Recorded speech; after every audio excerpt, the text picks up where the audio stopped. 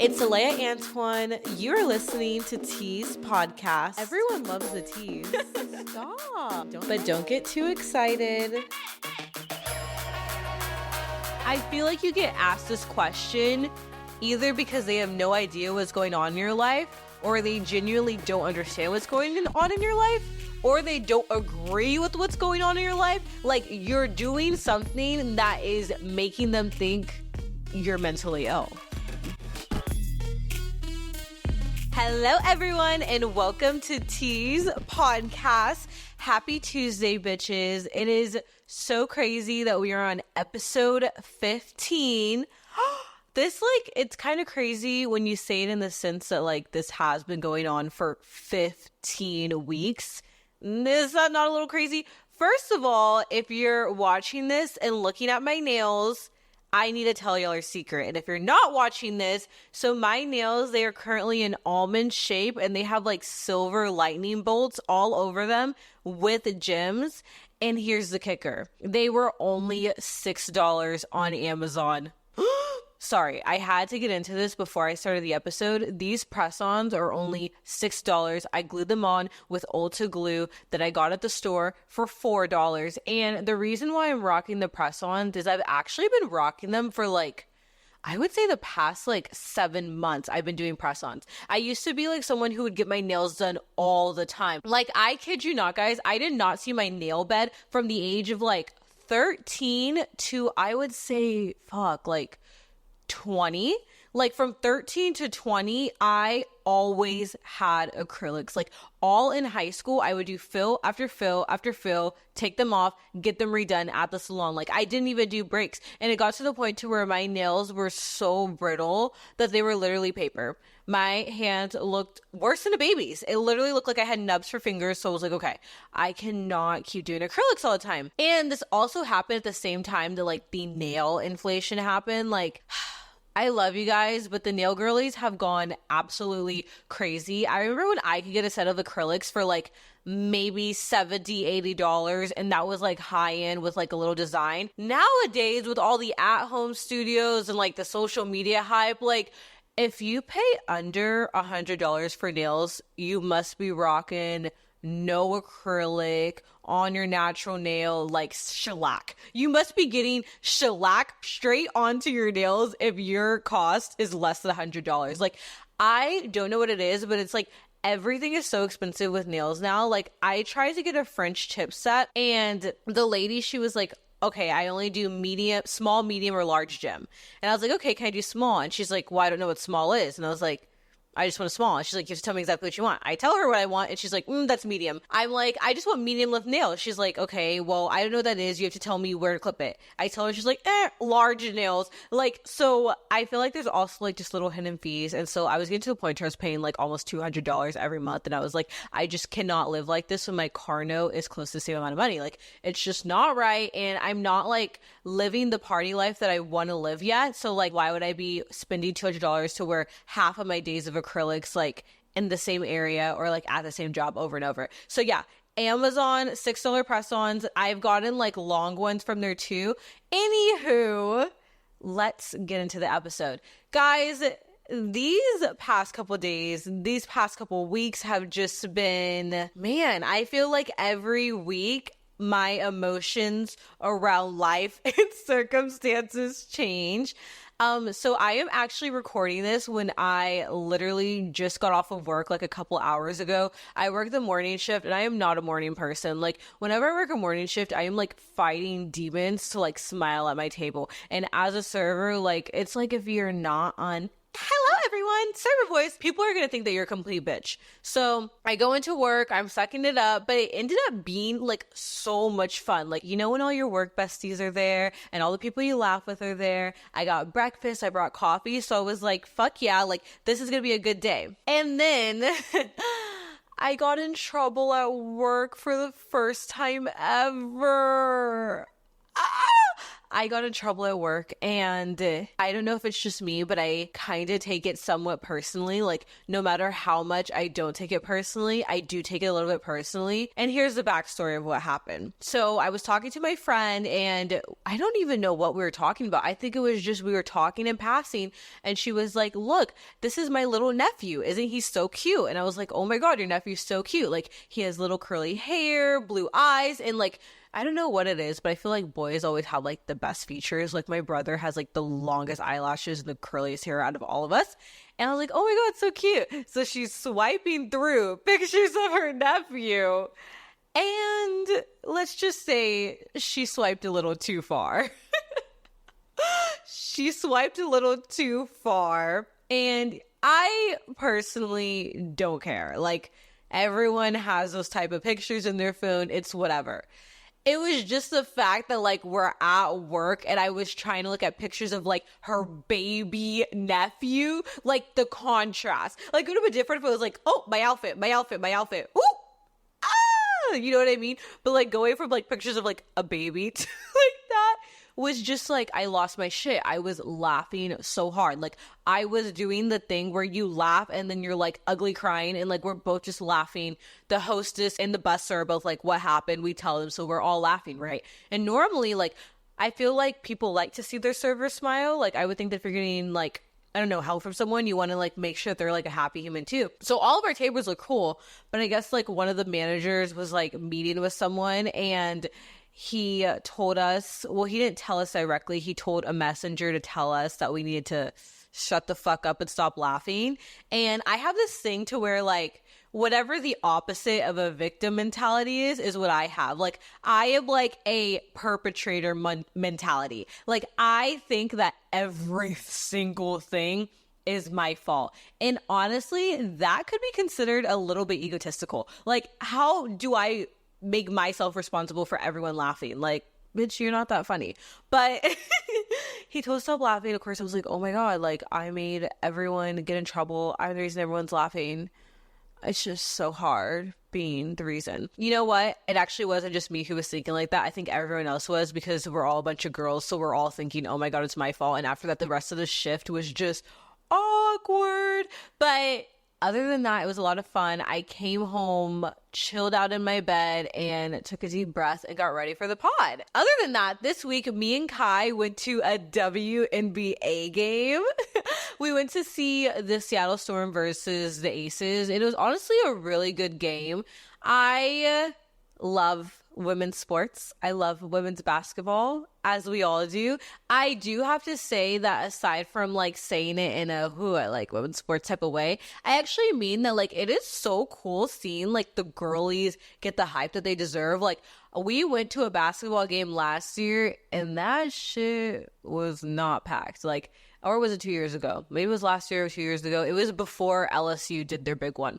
So when we went, it was not packed. I actually wore an orange jumpsuit, which honestly still haunts me to this day. I wore an orange thin Fashion Nova jumpsuit with like no padding and no bra. The fact that Kai like didn't say anything, burn him. But we went to the WNBA game. It was really good, and the turnout was insane. Like, it was double the amount of people from last time. So it was like really cool to see that. And it was also cool because it was a date that me and Kai had been planning like a while before, and like we actually bought the wrong tickets whenever we were trying to buy the tickets for it. We bought tickets to the California game because we just can't read, and we were like, Las Vegas, Los Angeles, same fucking thing.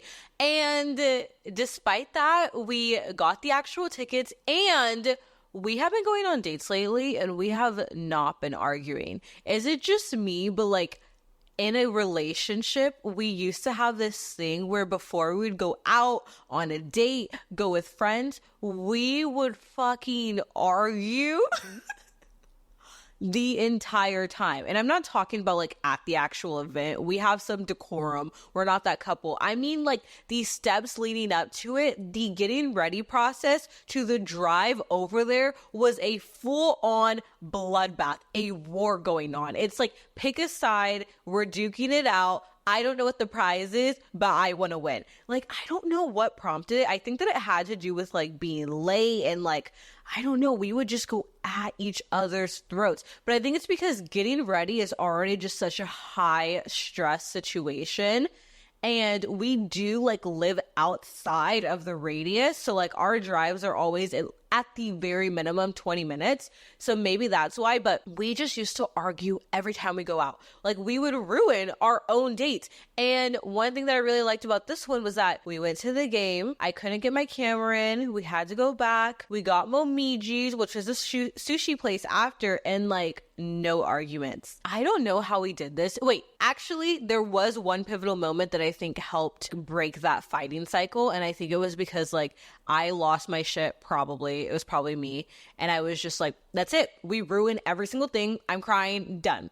And then we just had like this really long conversation. I think this was like a couple months ago. And we were like, let's break down the past like 5 to 10 arguments we've had while we're about to go out, and let's pinpoint where the argument started and let's figure it out. So I think that like some of the top reasons that we started arguing were hunger.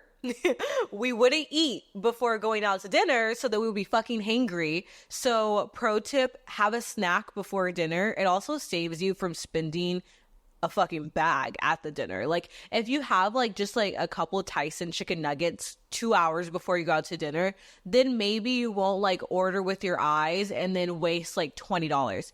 So I think that one of them was we addressed hunger. We also started picking out our outfits earlier. Ooh, getting ready time.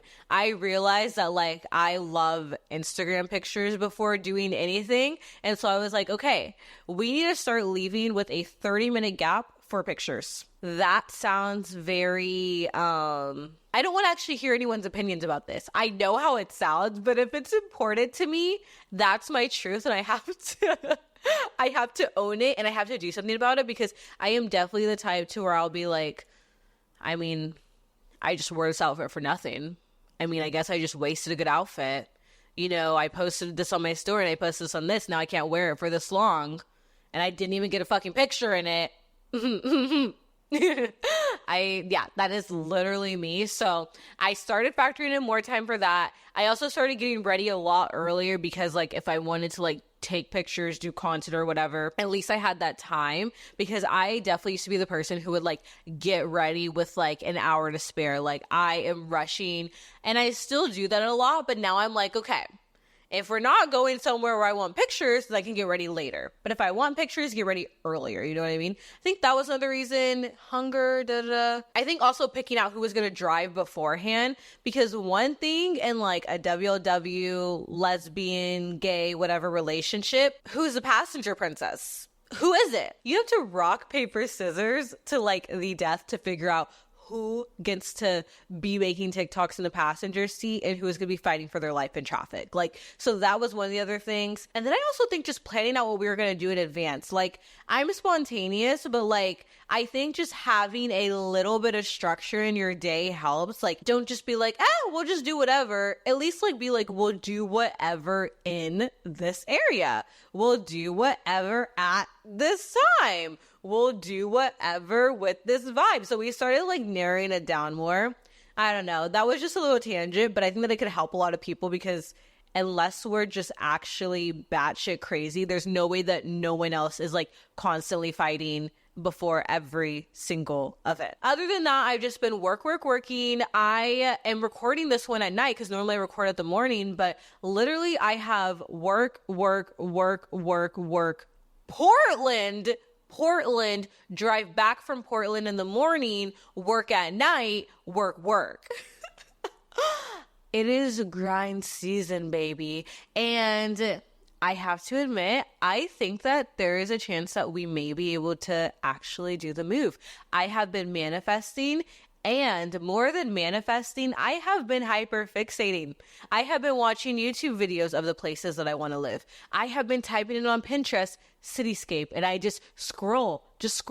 I have been watching endless TikToks about different jobs that I can do. I honestly think that it could happen. But here's the thing. If we were to move around the next couple months, right? No one talks about how much it sucks to move around the holidays.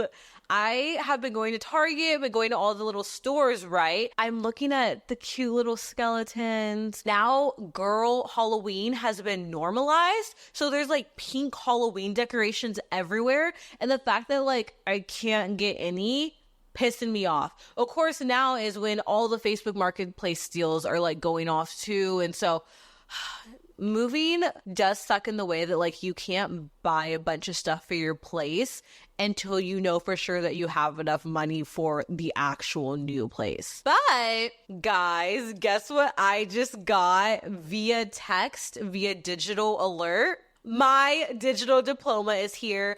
I did not lie. Officially, I officially graduated, and I got my diploma sent to me. I love how it's like an e-diploma. It literally said, Alea, your digital diploma is here. Like how saucy, how flossy of it. But you know what makes me feel more like I graduated than getting the diploma? It is the question that I received from my grandma the other day. Guys, I finally got the question that marks you from child to adult, from student to working woman. I finally got the question that really marks what life embodies as a 22-year-old. So, my grandma called me the other day, and we hadn't spoken in like, I think a little bit over a week. And like, I try to make an effort to talk to my family like at least once a week. So I was like, oh, fuck, like, you know, grandmas, they get personally victimized every time that you like don't call them. She calls me, I answer, we're chatting up, and she's like, Alea, I missed you so much, da da da. And she's like, how's work been? Like, what have you been up to? And I was like, oh, you know, like I'm working on the podcast and I'm bartending a lot. And she starts laughing a lot and is like, bartending? Well, that doesn't make sense. You don't even have the personality to bartend. Ouch. And I'm like, oh, well, no, I'm actually pretty good at it. Like, I've actually been doing more bartending than anything else. Like, that's what I get scheduled for the most. She was like, okay. And she was like, so you're doing that and like the freelancing is Tease, the podcast, aka you guys, aka us, aka what we have together. And I'm like, yes, that's what I've been doing. And she goes, I just have a quick question for you. And I was like, what? And she was like, do you want more in life? I finally got the question that everyone gets from their parents at that 20s age. Do you want more in life?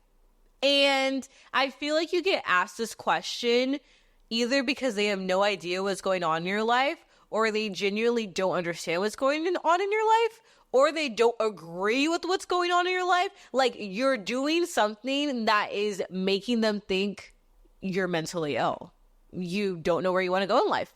You want to be a 16-year-old forever. I don't know. I got asked that question and I was extremely taken aback. And I was like, excuse me? And she was like, do you want more life? Like, no shame. And she's like, and then just goes on this whole rant about like how I have these skills and all this stuff. And I actually had her on speaker, so Kai heard the entire thing, and we had a very good discussion about it after, because it turns out that Kai got asked the same question by their dad, except in Spanish, and it was phrased as, don't you want more life? So then we started going back and forth. Well, which one is worse? Do you want more in life, or don't you want more in life? Which one is more condescending? Which one just makes you want to curl up in your bed and restart your vision board?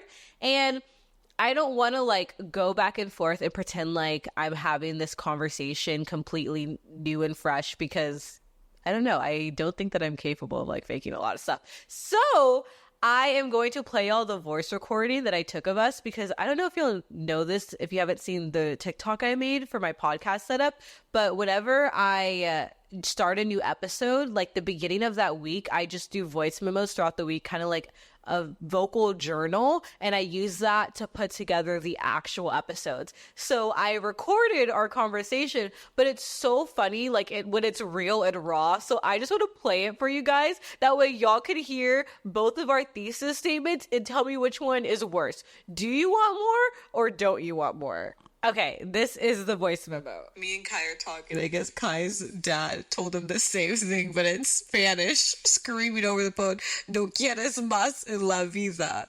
But the question is, what's worse? Don't you want more in life, or do you want more in life? I think don't you want more in life is rude, but it's kind of like you're already in the conversation. Something about do you want more in life is like you're even prompting the conversation, so it's just like... It's like that you want, you like, I don't know. I feel like the do you want more in life is kind of invalidating your intelligence. Yeah, I think do you want more in life is worse. Like, obviously, like, you're gonna answer like, yes. Yeah. You want more in life. Yeah. I think that one's worse. However, your dad said it in Spanish, so he gets bonus points, and it's the same. It's true. Okay, so it sounds like we came to a consensus, but then we thought about it for like 5 more minutes, and now here is devil's advocate. I think that one's worse. However, your dad said it in Spanish, so he gets bonus points, and it's the same. It's true. Keep going. I feel like she gave you the option of like, okay, do you want more in life? Like she gave you the option to say like yes or no. Or like she gave you the option to be like, to think to yourself like, do I want more in life? Because like, am I like going for the right thing or am I going for the wrong thing? But like, don't you want more in life is just saying like your plan is just absolute shit. That's what I feel like the don't is like. The don't is like, don't you want more in life? It's like your plan, like the only shit. Like it's just like shit. There's no option. Like you clearly don't want more. Like you clearly don't. Like you clearly have put yourself so low. Like it's like, don't you want more? That is very. But the do is like, oh, like, do you want more in life? Because do, like, I guess you could also, like, use this, like, let's say we're all working at a restaurant, right? And most people work there because they want something else. You go, oh, do you want more in life than, like, working here? That is, it's still, like, it's still kind of condescending and rude. Like, it's not, it's like, she's still, like, she's saying, like, do you want more in life? Like, like, you know, like, do you see yourself doing more? Like, what do you see yourself doing? Or, like, is this just what you want to do? Yeah. But, like, don't you want... Honestly, now that I think about it, she would have hit me with the don't, I would have hung up.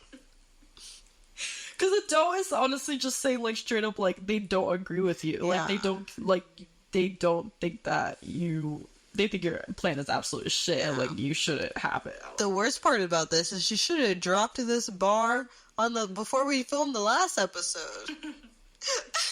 That was our debate. That was a very candid conversation. My favorite part was where I said she should have dropped this bar, because she honestly should have dropped the bar before the episode that Kai was on, because I would have loved to have that convo like right in front of you guys. But yeah, I don't know which is worse. I right now on the don't side of things, but I think that one like canon event experience that we all face as adults is getting the question, what the fuck are you doing? I think it comes at different times. Some people get it in high school. Some people get it when they can't choose their major. They're on their 5th year of college and your parents are like, what are you doing? Some people get it when they quit their job and they pivot to something else. I know a lot of people who probably nowadays gave up like an in-person 9 to 5 to do something online. Hear that all the time. But man, it is really annoying when you have anyone, especially like family or people close to you, like questioning the path that you're on if you have already kind of set that path for yourself. I think if you're in the questioning phase and all that stuff, yes, it's still annoying, but maybe you can give the other people in your life more grace because you're like, dude, I get your confusion, I don't know too. But there's something like extra stingy about it when like you know exactly what you want, you're going for it, and then you have people in your life like, what the fuck are you doing? I think that's kind of like what also motivates a lot of people. Like sometimes when I'm down, I tend to listen to like a lot of motivational speeches, and a lot of people say that like that question they got the whole time. Like people were always like, what are you doing? Their parents especially were like, what is going on? You know what I mean? But it is really difficult to deal with that question. And I definitely think that it can like make you second guess yourself, especially when you're trying to like go against the grain. I am not in any ways trying to make a segment to like come at my grandma, but I do recognize that like she is from a completely different time period, like especially people older in your life. Like I don't think that she even really knows like what happens online, digitally, in the careers that can come from it and all that stuff. So I do give like so much grace. And honestly, I'm not mad about the question at all. I would have gotten the question from someone in my life eventually. Honestly, not my mom. I got really lucky. My mom is not the type to do that. But like when I went to Texas, her best friend, I'm scared to say this because I think she watches the podcast, but my mom like is the type of parent to where she's like, I don't want to know. She doesn't stalk me on Insta. She doesn't stalk the pod. She's like, you know what? Let me know. And I trust what you tell me is happening. You know what I mean? And so I guess her friend showed it to her. And my mom's like, hey girl, I know who Highway Girl is. I know who this girl is. I know, like, she was just asking me so many questions. She brought up the episode with me and Kai. This was before we were back together. I forgot what part she talked about, but she was saying all these things. And I was like, oh my God, you listened to the episodes. And in my head, I'm like, oh, which episode, which one, you know what I mean? But she honestly didn't ask that many follow-up questions. Like, there still wasn't a lot. But when I saw her friend, it was like question after question after question, which, like, I get it. Like, she knew me as a kid too. You know what I mean? But you know what one of the funny questions was? She asked me, my mom's best friend asked me, is Kai your sugar daddy? How inclusive, first of all. I think Kai liked the fact that they qualify for daddy status for sugar daddies. Yeah, so that was one, but I think that the question is going to hit you from one angle or another. So if it wasn't going to be my grandma, it was going to be someone else that was going to ask me that. But it definitely just was so shocking because I'm like, girl, I just graduated a month ago. Like, I just got out. I am literally a teenager. I am literally 16. And that's how it feels. It's honestly crazy. Like, I can't even comprehend that I'm 22. Now I wonder if this is why some 40-year-olds like act like they're like 15, is because like their brain never comprehended it, and then life just kept going, and they're like, no, this age doesn't work for me. Yeah, there's something really stingy about that question. I want to give advice to like navigate it, but I don't have that advice right now. I think the best thing that you can do is just like keep your head in the game and use it as a motivator, because after we had that phone call, best believe I was editing to save my life, because I'm like, you know what talks? Success talk, results talk. And there are some people to where they're really not going to understand the process. You just have to trust the process. But there's a lot of people in your life that aren't going to understand the process. All they understand is results. So while you're still in the process, you kind of have to put on blinders and be like, don't worry, guys, this will all make sense in a second.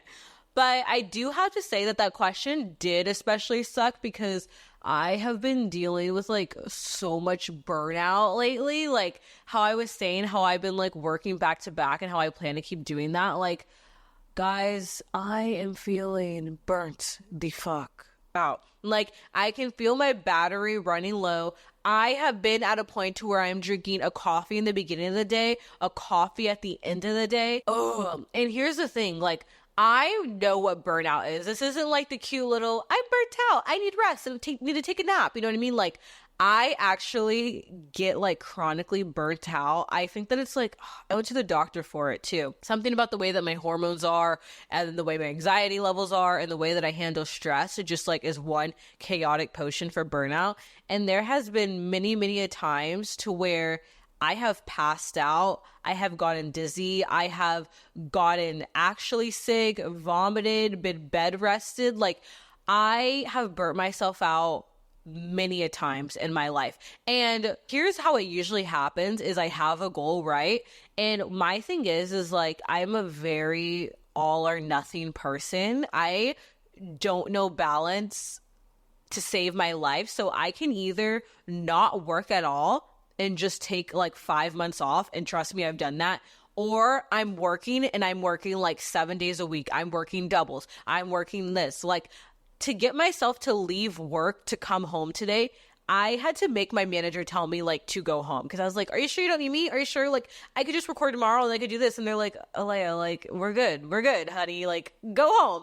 And I'm like, but money, you know what I mean? And so I don't know balance. And so a lot of times when I have like this big goal, like the very last, not the last one, but like one that I can distinctly remember was when I was in Texas and I was about to move to Seattle. I was like, okay, I need to work a shit ton. That way, when I get to Seattle, I don't have to like immediately find a job. And so I had scheduled myself like Monday through Friday, double on Friday, double on Saturday. I didn't even make it past the first double because I literally was so burnt out that I couldn't even get out of bed. And it wasn't like a dramatic like, oh no, I'm lazy. No, like it would have taken my entire body strength to get out of my bed. I was the equivalent of like a limp hot dog, a limp dick, I was not there. Like I was just a mass of a body. You know what I mean? Like I could not get up. There was another time, right, when I was getting ready to move from my mom's house to my townhouse in San Antonio. So I was like, okay, I'm going to pick up a bunch of shifts at Hooters. I'm going to work back to back. I broke out in an entire eczema rash on my neck. My entire neck, you guys, was peeled off. Like my skin was literally flaking all right here. I'm literally getting chills right now. My skin was completely flaking and falling off. Oh, I need to find a picture. I probably didn't take a picture because I don't like taking pictures of bad moments in my life. Okay, I found one. Guys, don't judge me for this. My skin looks terrible, but I was so stressed out from like getting ready to move and all that stuff. Wait, this one was actually, I think when I might have been getting ready to move to Seattle. Yeah, this must have happened twice. So this happened twice to me, actually. This is not a one-time thing. So this picture's from when I was moving to Seattle also. My skin completely popped out of my face. If you want to know how to get rid of acne, get rid of stress. And my whole skin was peeling. Look at how bad that is. Look at how bad. Like my whole face is zitted out and my neck is peeling off like I have leprosy. It was absolutely terrible. That's what I mean when I say that like I burn out to the ground. So I am really trying to avoid something like that happen again. One, because I would never come on camera and do a podcast. If my skin happens to look like that again because I exhausted myself, I will have to take a week off because I can't do it. So I've been trying to like do things to not burn out. But I think that's why that question did really kind of bother me. I just had said that it didn't bother me. Look at me being contradictory. But I think that's why it did bother me a little bit, is because it's like, man, I'm already trying so hard. I already feel like I'm not doing enough. I already feel behind. I already feel like I have so much more to do. And then to be in one of the most heightened, stressful times of my life, to be asked the question, don't you want more in life? While I am currently working for more in life, was just really, really irritating. It really irked me. But I would like to give y'all some ways that you could fight against a burnout. I don't want to say that I am an expert at this because I clearly don't know how to completely tackle it, but I have been getting a lot better with it. And some things that I've started doing are, one, I started looking at my purpose for everything. So like with my job, for instance, the purpose of getting that job was to, one, save up to move, and to, two, have consistent income while making this podcast and getting it started. So when I was thinking about staying longer, like one thing I did tell myself was, don't put the podcast on the back burner when the podcast pushed you to be in this amazing position to look for the job. So looking for your purpose in things, because like, if you don't have like that hierarchy of what you need at that moment and value, then you're going to over prioritize absolutely everything. And that will make it really easy to burn out. Like for instance, on my personal accounts, I have not been posting as many reels and stuff. And it's been really bothering me. And I was telling Kai, I was like, I feel like I'm slacking, like nothing of my stuff is going to grow ever. But Kai brought it to my attention, was like, right now you can't prioritize everything. You need to pick out what's important. And right now, working in person and bartending because getting a consistent cash flow is important and getting this podcast is important. So those are my 2 top priorities. And before that, it was finishing my degree, and that's what I did. Another way that I've done it is, let me show y'all. I got this like planner. Look at this. It's literally a planner by the week. And I use this whenever like my work schedule isn't very comprehensible. I don't know, like if my schedule is like not a consistent night shift or a consistent morning shift, I kind of get scrambled in my brain. So I use this to like plan it out. And I like this type because it's not just like a calendar where it gives you a little box per day. This one literally has a chunk for Monday, a chunk for Tuesday, a to-do list, notes, top priority, low priority, follow up on this. So actually, like, if you're not at a job or a place that gives you a schedule, making your schedule is going to be very, very important. I think that that's honestly one of the reasons why I do love going into work and bartending at the golf course so much, is that it gives me so much structure. Like, sometimes I feel like I get more stuff done on my work days than on my off days. Like, because on my work days, I'll work at home, go to work at 3, work till like maybe 9, and then come home, do a little bit of work, and then rest. Like, I love those days. It makes me feel so productive, and I'm like, oh my god, I made money too. You know what I mean? So I think that like scheduling, prioritizing, definitely like getting rest. But when I say getting rest, I mean like literally doing activities that shut your brain off. I am not advocating for drug use, but it's no secret that I smoke weed. I think I've talked about that a million times on this show. If you're in a state that's legal and you can do a little huff and puff, you could pop a little gummy before you go to bed, do it, because that helps me relax so much. It just like helps me just let down my shoulders. And when you rest, like, get off your phone. And one way that I get off of my phone is I like will hide it from myself. I will put my phone in my laundry bin and then lay in the bed and like watch some mind-numbing TV show. This week, it was The Secret Lives of Mormon Wives. I was very impressed with it. I thought it was so good. I loved how they like were cool with admitting exactly what their goals were, that what they wanted was like online to become big. Like, I thought that was really cool because a lot of people don't like to admit that. It was a lot of drama. I'm a sucker for reality TV. And the new Salt Lake City Housewives season came out. I mean, Utah is killing it. And that's me saying that I love the Utah reality TV shows. I mean, they clearly must be good because they're expanding way beyond their demographic. But watch like something that mind numbs you, or do an activity that just mind numbs you. Like, you know, like going on a walk, playing with your dog, something to where you're not thinking about everyday life.